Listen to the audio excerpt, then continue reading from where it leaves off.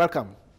Thanks very much for staying. I know that you are getting more and more excited about our discussions on NGOs and how to create one or work with one, or at least even appreciate what they do and the role that they play in society.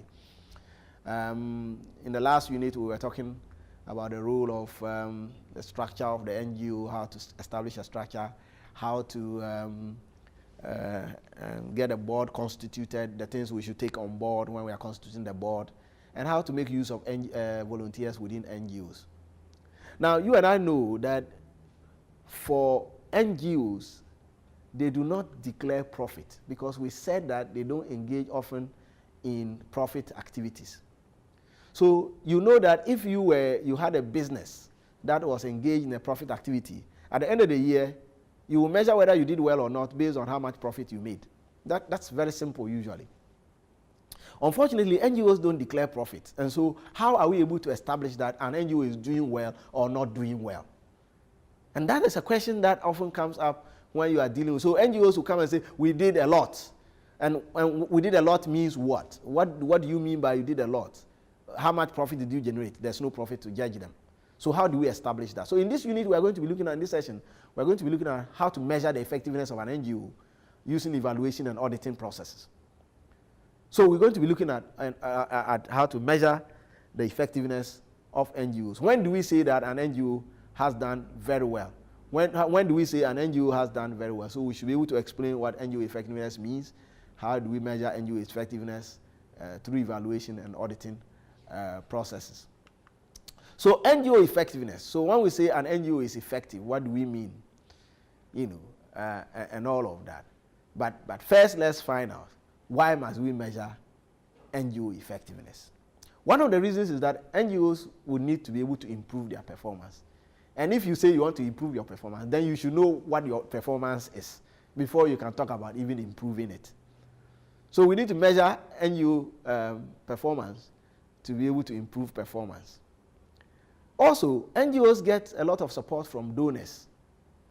How are we able to convey to donors that we are doing well? One way would be for us to be able to measure our effectiveness. And as we measure effectiveness, we will be able to show to the donor what we are accomplishing. Also, NGOs need to measure their effectiveness because they have to be able to use that as public relation campaign. Oh, last year, we were able to rescue 200 children from the Volta Lake in Yeji. No one has done that before, or that is a massive achievement. But if you don't measure your performance, how are you able to tell the public what you are doing?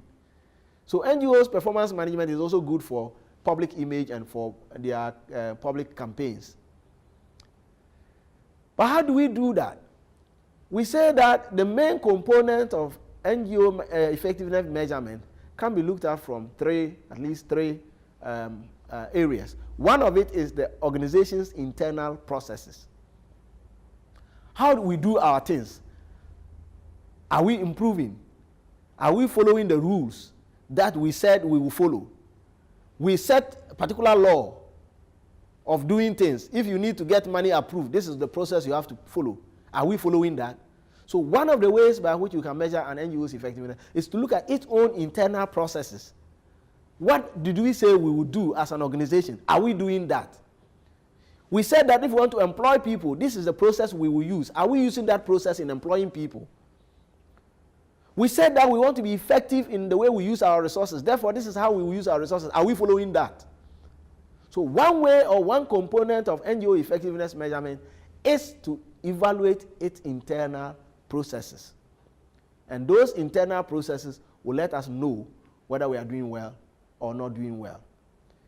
The other thing that relates to the internal processes is also what we call the personnel and personnel policies. What are the procedures we set up for disciplining people? How do we reward people?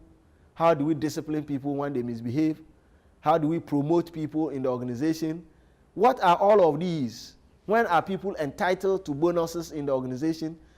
Do we have processes set up, and are we following those processes? And the last bit of the effectiveness evaluation is goal attainment evaluation. In other words, what goals do the NGOs set themselves, and whether or not they are achieving those goals. What did we say we want to do? We said we want to rescue 100 children. Have we been able to do that? We said we want to have a project that will eliminate malaria. Have we been able to do that? So we set ourselves some goals. One of the effectiveness evaluation measurement will look at how much of the goals we set ourselves that we are achieving.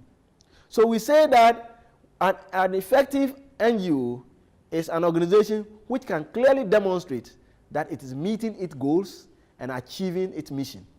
To be effective, programs and projects must make an impact. And when we talk about impact, we have a number of impacts that we often talk about.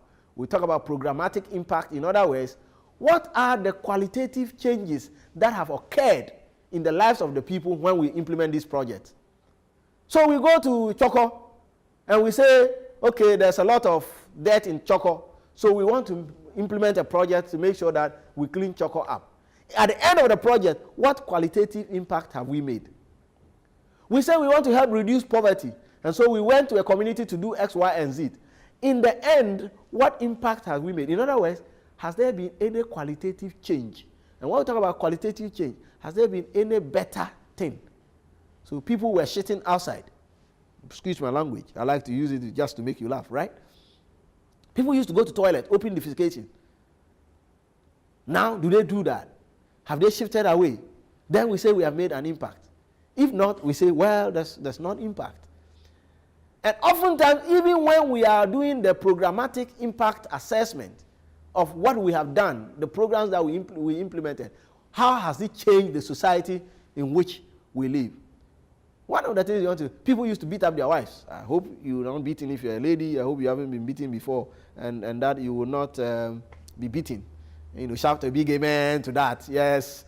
But if you are also a guy, make sure you don't beat up your wife, and all of that. But if we entered into a community where this was a prevalent situation, and an NGO, we said we want to be able to address this situation. When we entered, how many people were beating their wives? When we are leaving, how many people are not beating their wives? In other words, how much impact have we been able to make in terms of stopping wife beating and husband beating? I know some wives also beat their husbands. Make sure you don't become one, or don't get beaten if you're a man. Stay away, and all of that. But for us to be able to say we are doing well as an organization, we can measure our performance by ourselves. So self-assessment, last year we did X, this year we have done Y, therefore we have made improvement. That's one way of assessing it. The other way would be to say, well, we are not the only one in this game. So let's look at what we are doing and what others are doing. And what we are doing and what others are doing, we can use two measurements to do that. What is known as benchmarking. Benchmarking means that we are looking at what we are achieving, and we are comparing it to what other organizations have achieved. So we are constructing a school building. How do we know that we constructed it at a good cost? Let's compare it to what other NGOs in our discipline have done. So if we are Amasachina and we have gone to construct a school building in a community, how much did it cost us? If we are Wasan or Wasa Citizens Against, whatever, deforestation or mining, that group, and we say that we are going to do a project X or Y, how much did it cost us to do it? We can compare ourselves, how much we did the last time and this time, but we can also compare ourselves to other people. So we will benchmark our practice or our cost with what others have also done. So if World Vision is constructing a school 3-classroom block at 20,000 Ghana cedis, and we are doing it at 30,000 and 40,000, what it means is that we are perhaps not doing it well. And then it will prompt us that we need to look at our costs because we are not being the best. But we can also use another model, which is known as best practices model. And best practices is not just one NGO or two NGOs, but best practices is what has been established as an industry benchmark. In other words, all NGOs that are in school building, everywhere in the world, when you go, they perform between 10 and 15,000. So if you go ahead and construct a school building of the same type, quality, and all of that, and you are within 10 and 15,000, we say that you are within the best practices range If not, we say then you are not doing well and you need to be able to go back and review your things. So NGOs can assess their performance either looking at their internal and benching, marking themselves out within themselves, or they can compare that again across the industry with other NGOs or what has become the best within the industry. What is the best way of recruiting people into NGOs? What is the process existing within the industry? What is everybody saying is the best way to do it? Is that what we are doing? You compare yourselves to that. And that will help you to be able to assess your performance as an NGO. Now, one of the ways of, when we say you measure your performance, oftentimes within the organization itself, you will need to be evaluating what you do gradually. And I talked about earlier programmatic evaluation or impact.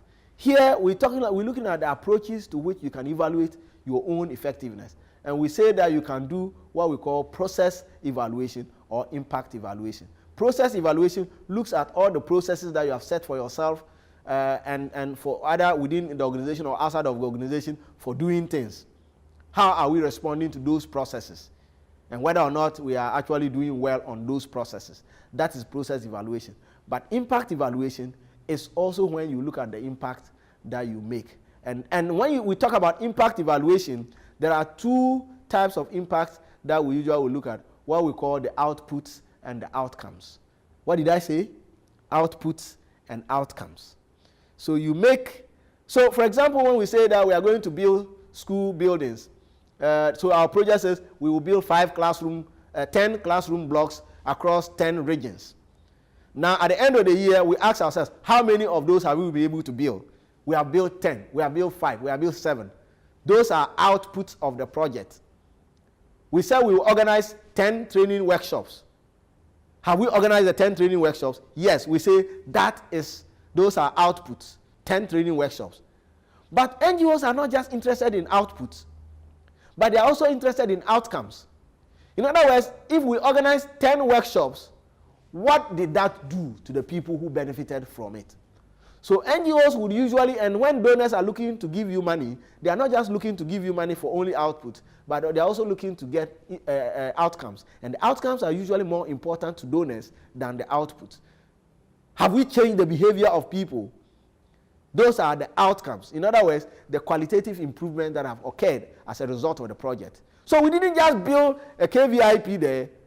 The existence of the KVIP has actually changed the way the people perceive their toilet needs. So now they go to the toilet in the KVIP, they make sure they discipline themselves. So because of that, there is less diseases in the community, there are less outbreak of cholera in the community because the people now use them. So when you are designing a project, not just be interested in the outputs, but also be interested in the outcomes. What are the qualitative changes that have occurred?